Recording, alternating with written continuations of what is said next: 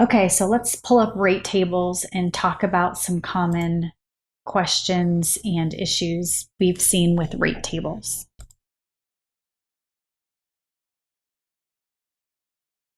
So when you're looking at a rate table, you have a lot of different criteria you can put on the rate table in order to get a labor rate or a markup percent and base it on some other field. So for example, this employee position field, anybody that has the employee position field on their employee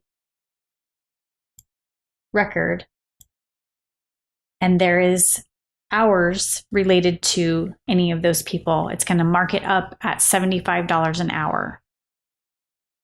Same thing with project manager and on down, okay?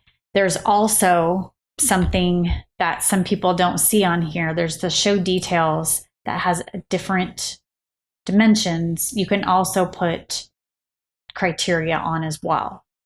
Okay, you can also, on top of that, add the actual fields through edit timesheet entries layout to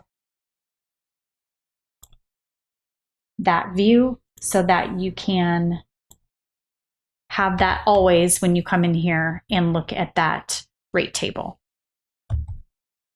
A common question we have is if I have a field position employee, they have that as their position on their employee record, but then I also list them specifically down here separately as a specific employee, which one is it going to pull from?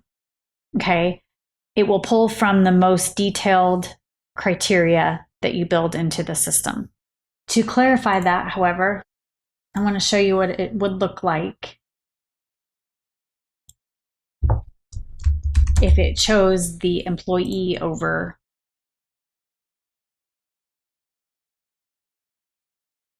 the general field line up here.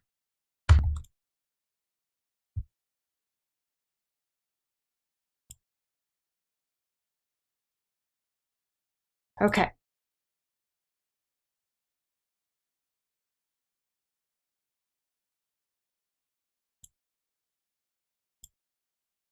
So in order for this line to be used instead of the $75 an hour field line up above, the specific employee, since there's more fields that match here over just the simple field one, this one would be chosen if the time was for Terry Brock, okay?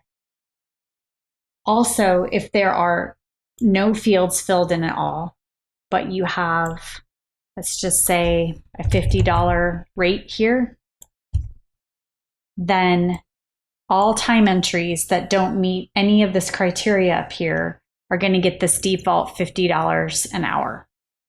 Okay, if no fields are filled out. No fields is kind of like a wild card. Okay. Another question that we have been getting is, can you put $75 an hour on labor and also mark up that labor with a fee as well? Intacct does not handle that. So in order to put labor markup on labor after the billable rate, there is a different setup for that. Okay, so it's one or the other in the view here. Okay, so just a common question we get on that.